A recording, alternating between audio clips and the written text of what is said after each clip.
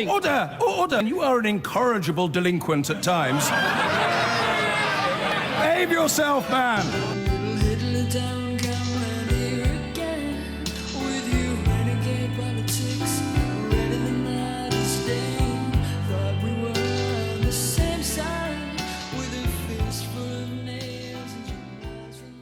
Offensive, toxic, and with a dustbin of history quality, the White House has roundly condemned the Republican presidential frontrunner Donald Trump's call to ban Muslims from entering the United States.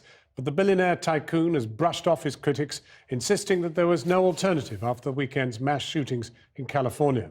There are people that want to blow up our cities, he said, but even his Republican rivals have called him unhinged. Our Washington correspondent Kylie Morris joins us now. Kylie.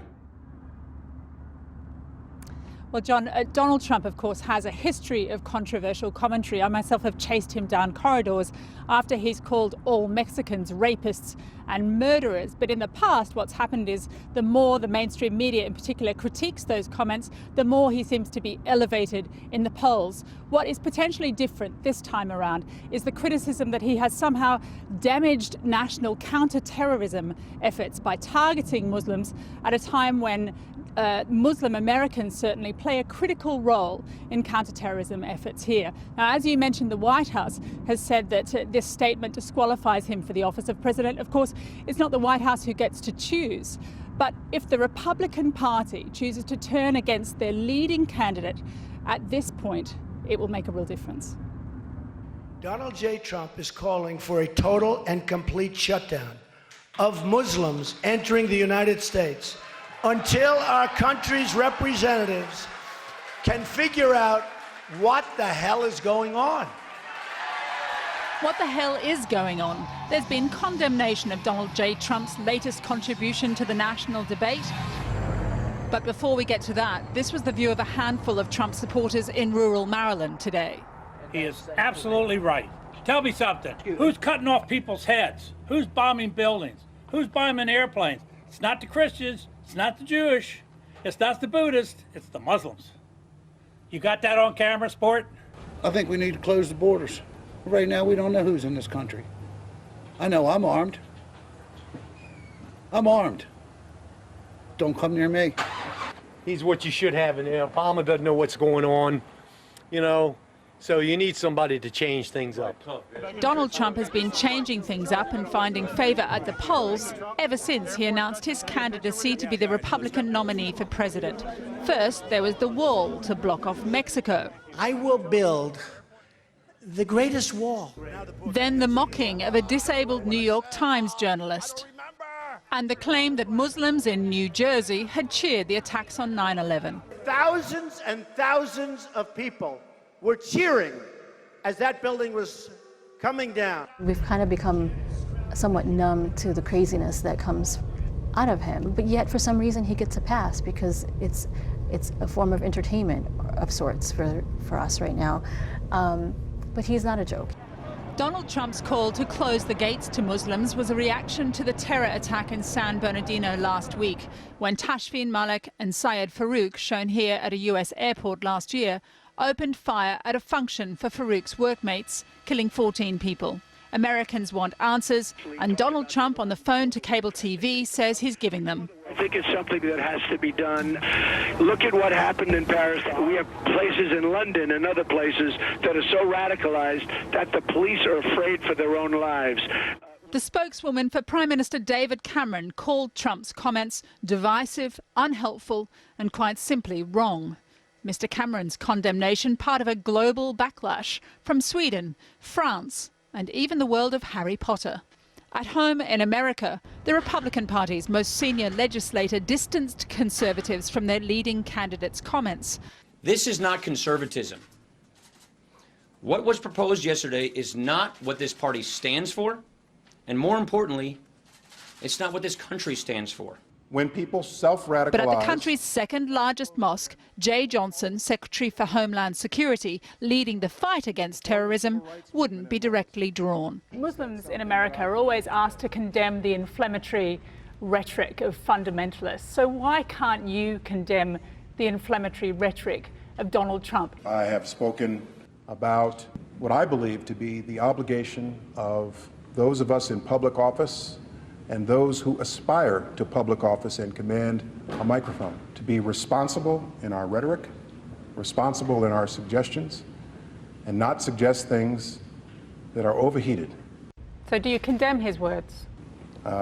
My remarks speak for themselves. Unsure they did, the Homeland Security Secretary spoke again today denouncing Donald Trump's proposals. Imam Mohammed Majid had no hesitation, calling the comments dangerous and damaging. It's very damaging to hear a rhetoric that tried to divide Americans, us versus them. That's what exactly ISIS wants. American Muslims are newly under pressure for their faith in a country whose constitution enshrines religious freedom but can't protect them from Donald Trump's pitch for the presidency. Kylie Morris. On our Crystal Wright is a blogger and political commentator, and Zainab Chowdhury is a spokesperson for the Council on American Islamic Relations. They're both in Washington. Crystal Wright, do you think this is the moment when America has decided to shut the door on the huddled masses? I mean, here is Donald Trump not only despairing of allowing Mexicans in, but now he doesn't want to let Muslims in either. Who does he want to let in? Nobody? I think this is a moment when we see a presidential candidate putting America first and the interest of America and Americans and our national security first. I could go down the list, starting with 9/11. Then we have Charlie Hebdo, we have a Russian charter plane, we have the Boston bomber, we have the Paris attacks, all committed by Muslims who were members of ISIS. All Muslims are not evil people, certainly. What Donald Trump said, and he was very clear when he said this morning on Morning Joe, the cable show that you referenced, was that he is calling for a temporary moratorium on Muslims coming into this country on visas or as tourists until we can get a handle on this problem. And we saw what happened in San Bernardino when we have national security agencies asleep at the wheel. And finally, I'm just going to, one more quick thing before you go to your other guest. Speaker Paul Ryan, after President Obama addressed the nation Sunday, Speaker Ryan said it was clear that our president has no plan to combat terrorism, and it was more defending his failed policies. So I don't really know why everybody's up in arms about what Donald Trump said when we know Britain, you all are struggling with a radicalized Muslim population due to your immigration laws, as well as France. France is home to the largest Muslim population in Europe, 5 million people. Oh, wait, I'm one more well, final no, you had your here. one more. No, you had your one more. That's where it stops. Well, they have the largest I'm going over now to of Zainab Chowdhury. Muslims going Zainab Chowdhury, let's just deal with this, because she has given you a list of events during which Muslims have been involved in acts of terror. How do you counter Donald Trump? Well, first of all, I just want to say that it's very important to call out the fact that the reason why what Mr. Trump said is a problem is because it's antithetical to the values of our country. It's unconstitutional, and it's starkly in contrast to the principles of religious freedom, democracy, and just intolerance for all religious groups. Our country was founded by pilgrims who were fleeing religious persecution. Let's keep that in mind. Mr. Trump, as a politician, as a GOP frontrunner candidate for the highest office in the land, has an obligation to speak in a way that does not further inflame tensions or create marginalization or further alienate or marginalize a minority religious community that's already being persecuted and is frankly under attack here in the West. Of course, ISIS groups, terrorist organizations like ISIS, are a very serious concern. Anybody who threatens the values of democracy and who jeopardizes national security or public safety is somebody that we need to make sure they're not able to attack us. But that problem has to be kept in perspective. Right. Let's keep in mind, right now in the United States, we've had over 350 mass shootings. Okay, I'm going to go to our other guest, Crystal Wright. Crystal Wright, the logic of your statement is that we in Europe should close our borders to Americans because of offences committed by people in Abu Ghraib in Iraq, in Guantanamo in Cuba, which violate human rights across the earth, in which people have died. Would you advocate that we should be closing our borders to Americans simply because of the offences of a few? You could certainly try to do that, but I think we all know that Americans aren't I'm happy to answer the question. I'm sure we all know Americans aren't going around the globe chopping off people's heads, burning people with impunity.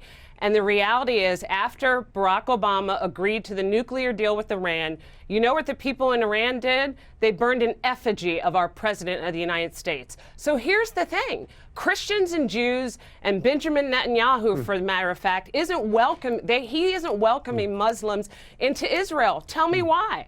Answer me that question, and then you tell me why Donald Trump is wrong. I'll put another question to you. Why isn't Benjamin Netanyahu welcoming Muslims into Israel? Why does America arm the people that threaten it most? Why do you provide the guns to the people who terrorize you?